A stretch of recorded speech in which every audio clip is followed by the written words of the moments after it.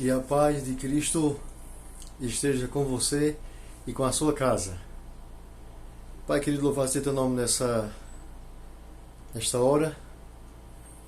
Queremos pedir uma bênção especial para cada filho, para cada servo seu, para cada membro da tua igreja, no distrito de Toritama e em qualquer região e desse país. Onde estiver agora uma casa, ouvindo a tua palavra através desse vídeo, algum coração, alguma mente, algum filhinho que esteja precisando do Senhor, que ele seja alcançado nesta hora. Ilumina para termos uma compreensão clara da tua palavra, em nome de Cristo, nosso Salvador. Amém. Amém.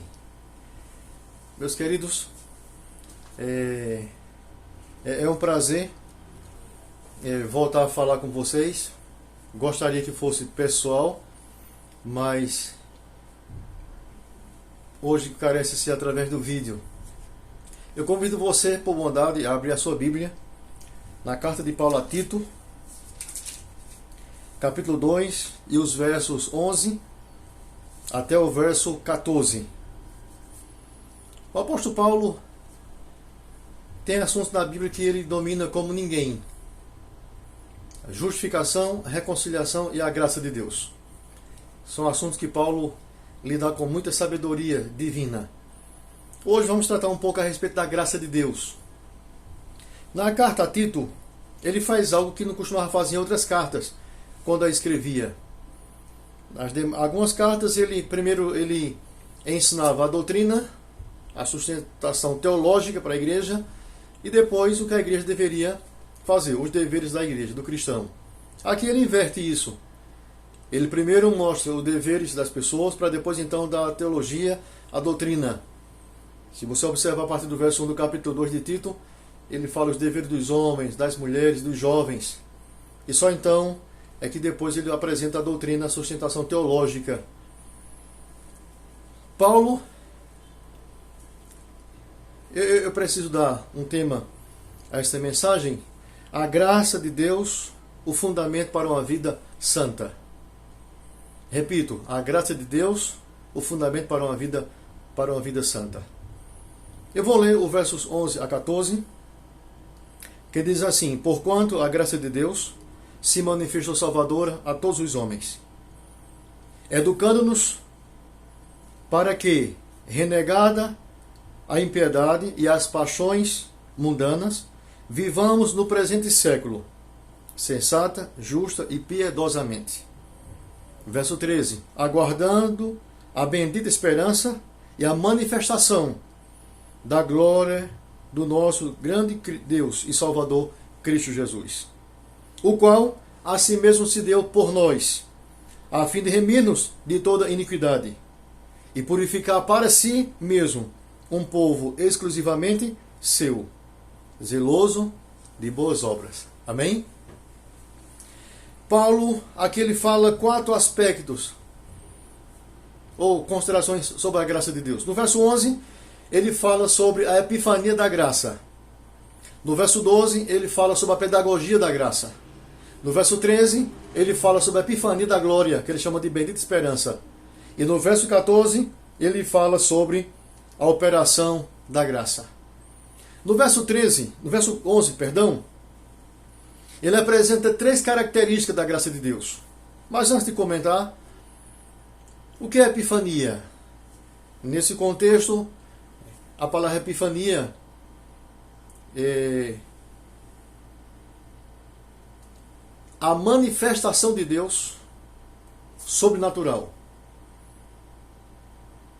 Então, a manifestação sobrenatural de Deus, a palavra epifania.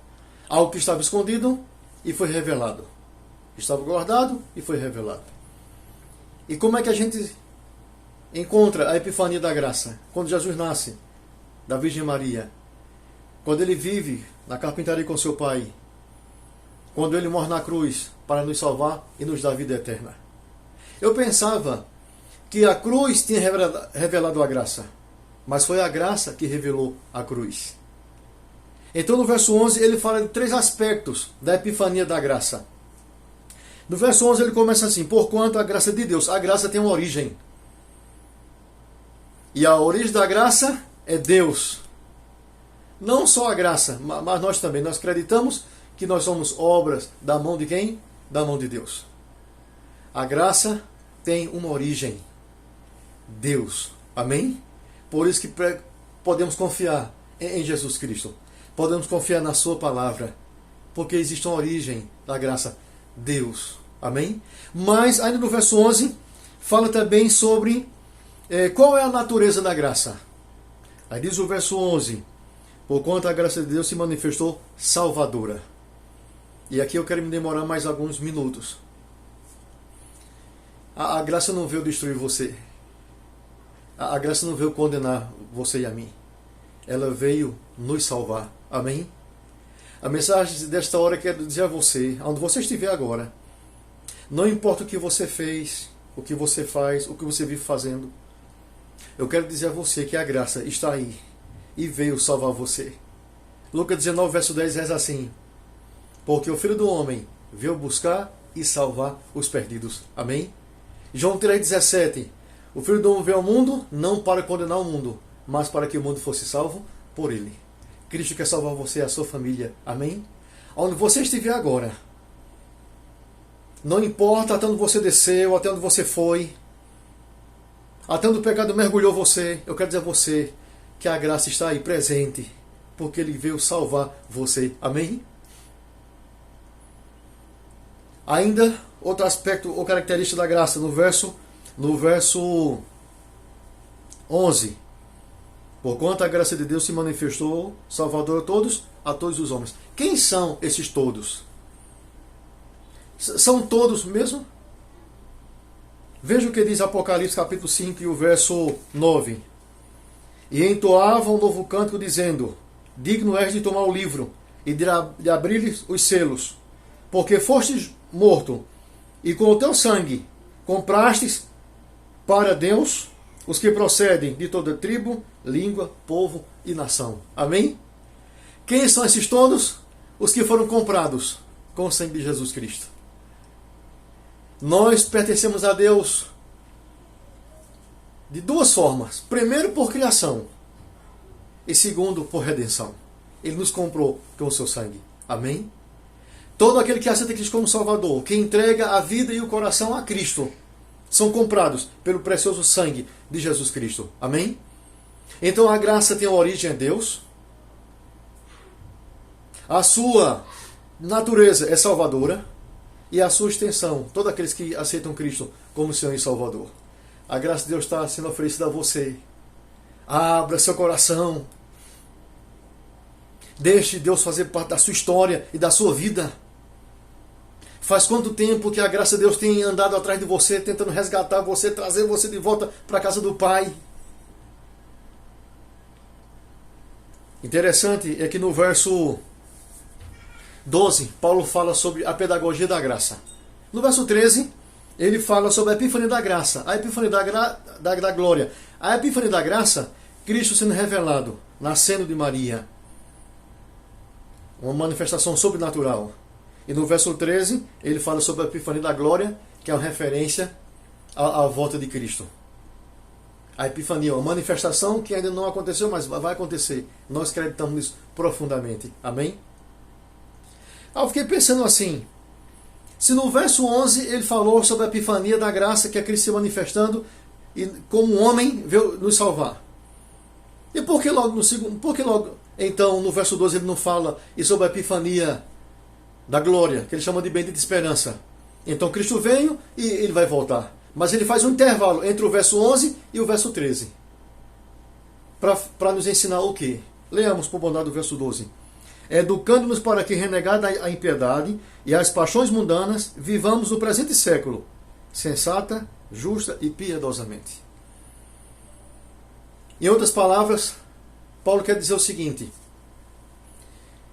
e é uma notícia boa: a graça é educadora, a graça de Deus é pedagógica.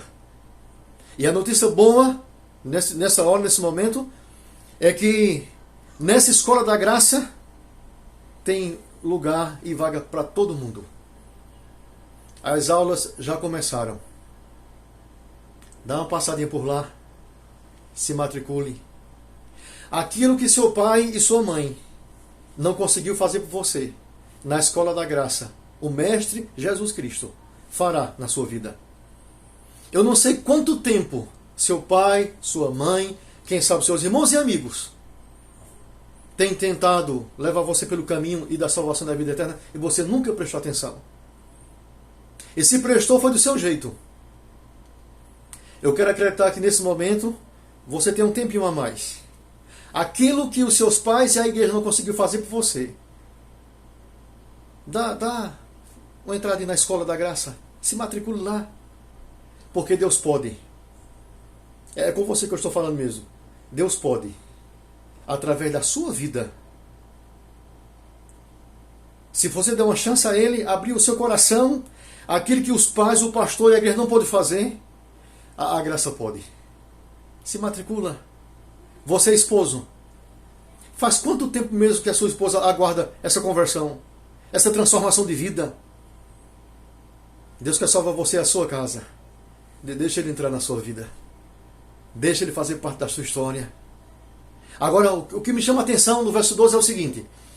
Antes de fazer o bem, ou deixar de fazer o que é errado, fazer o que é certo, Ele pede para você deixar de fazer o que é errado. Antes de começar a praticar o bem, deixe de praticar o mal.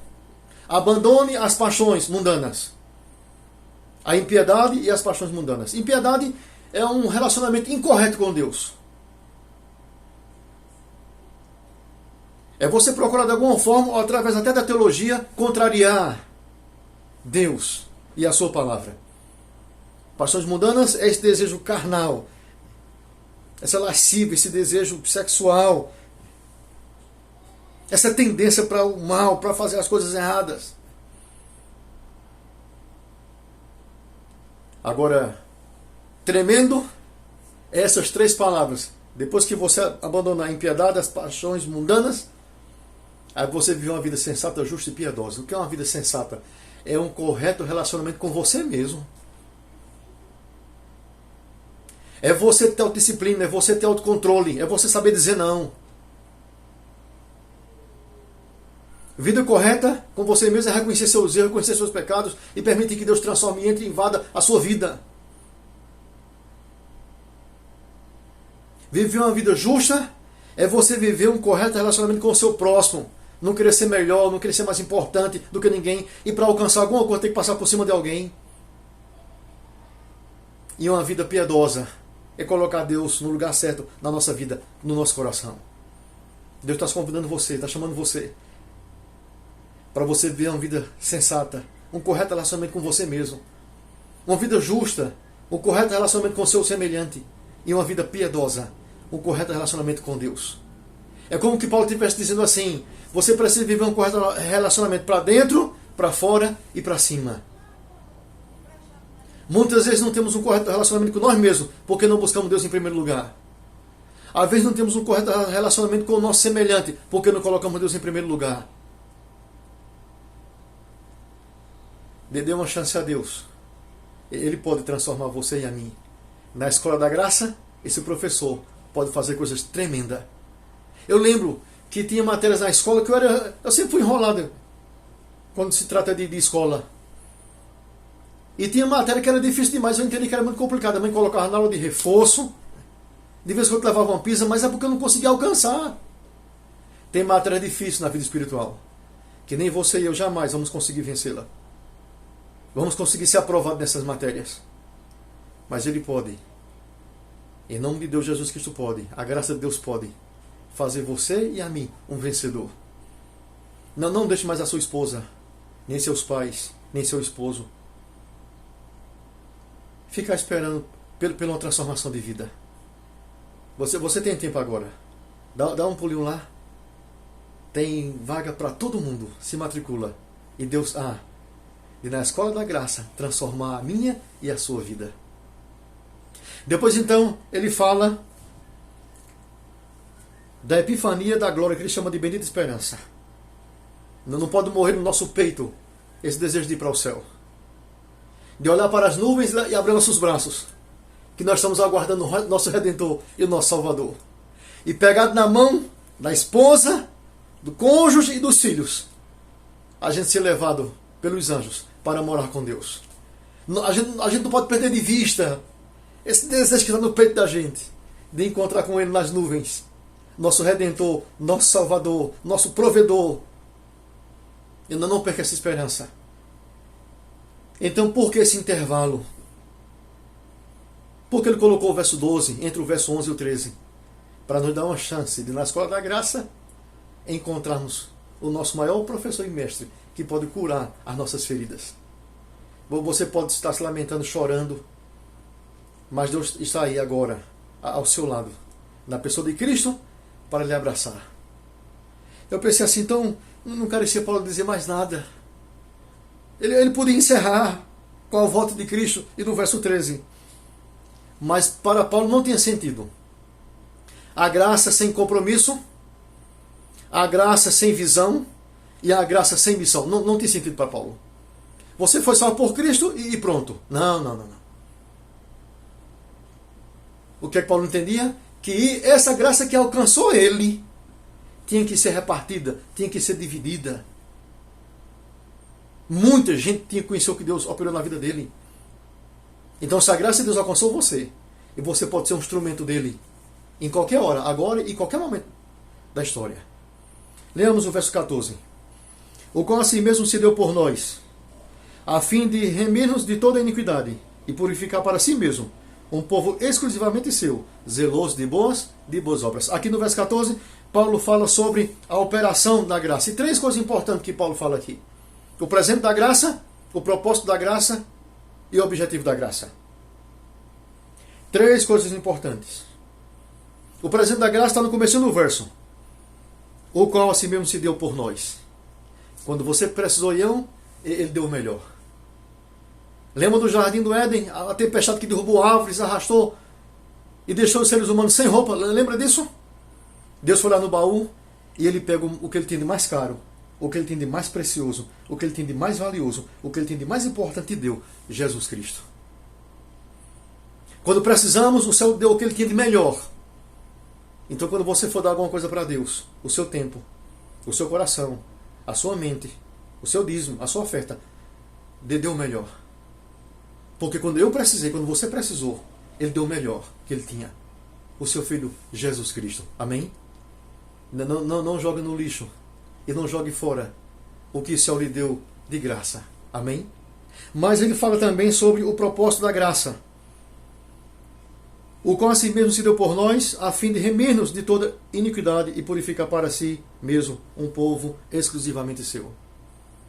Essa palavra remir, a ideia no grego, é do pagamento de uma dívida. Bom, você tem uma conta, uma dívida, você não pode pagar. Eu pago, disse Cristo. Eu assumo a sua dívida. Agora tem uma coisa: eu assumo a sua dívida e o desejo é que você seja só meu. Para você ser só meu, um povo exclusivamente meu, eu preciso purificar você. E é nessa hora que muita gente não aceita, muita gente não concorda com Deus. Tem alguma coisa na sua vida que precisa ser purificado? Tem alguma coisa na minha e na sua vida que precisa passar pelo processo de purificação? Tem alguma mancha que precisa ser purificada? Tem alguma sujeira que precisa ser purificada? Tem algum lixo que precisa ser removido? Deus quer purificar a sua vida, quer purificar a minha vida, para a gente pertencer somente a Ele. Amém?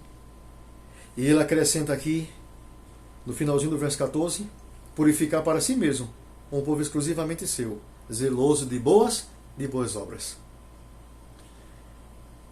Essa palavra zeloso no grego é a palavra zelote, e a ideia aqui é de você ser apaixonado e entusiasmado. Ter paixão pelas coisas de Deus. Ser entusiasmado pelas coisas de Deus. Você não devolve um dízimo, você não dá uma oferta, você não vai para um pequeno grupo, você não faz uma classe bíblica por obrigação, você faz por paixão. Porque um dia ele alcançou você. Ele quer alcançar você nessa tarde. Você tem que ir à igreja e ter feito as coisas para Deus por obrigação. Ele quer que você faça isso por paixão. Ele quer que você faça isso por entusiasmo. Seus vizinhos, seus amigos, a sua família quer ver você adorar a Deus com paixão e com entusiasmo. Deus está chamando você agora. Onde você estiver, Ele quer pegar na sua mão através da graça dele na pessoa de Jesus Cristo. Não importa se você está em casa, não importa se você está no hospital, não importa se você está trabalhando, onde você estiver agora, a graça está do seu lado. Aceite Jesus Cristo. Deixe Ele fazer parte da sua vida. Muita picuinha na minha e na sua vida serão resolvidas se entrássemos na escola da graça e deixássemos que o Mestre e Professor Jesus Cristo nos ensinasse a trilhar o caminho da vida eterna. Eu quero que nessa hora o céu se faça presente na sua casa e na sua vida. Não importa quem você é e nem o que você faz, nem o que você vive fazendo. Eu quero dizer a você que o que Deus tem de mais caro, o que Deus tem de mais precioso, o que Deus tem de mais valioso é você. Não é o seu dinheiro, nem as coisas que você tem. É você, porque você é filho dele. Não quer você agora abrir o seu coração para Jesus entrar na sua vida? Feche os seus olhos. Pai querido, eu tenho muito que lhe agradecer. O meu pai faleceu há alguns anos atrás. Nós somos 15 irmãos. Pai não deixou nada para a gente. Nenhuma herança material. Mas o que era mais caro, o que era mais precioso, o que era mais valioso, Ele deu. Jesus Cristo. Eu tenho muito que agradecer ao meu Pai. Porque Ele me ensinou o caminho do céu e da vida eterna. Quero te pedir agora, Senhor, pelas pessoas que estão vendo esse vídeo. Não importa a situação física, mental, espiritual. Alcança agora o teu filhinho, onde ele estiver agora. Que a tua graça possa abraçá-lo. Se eu estou falando para alguma ovelhinha ferida, machucada, que ela se sinta nos braços da graça. E que Jesus Cristo possa trazer paz, possa trazer harmonia, possa trazer restauração, purificação na vida de teus filhos. Em nome de Cristo, o nosso Salvador. Amém. Amém. Que a graça de Deus esteja com todos.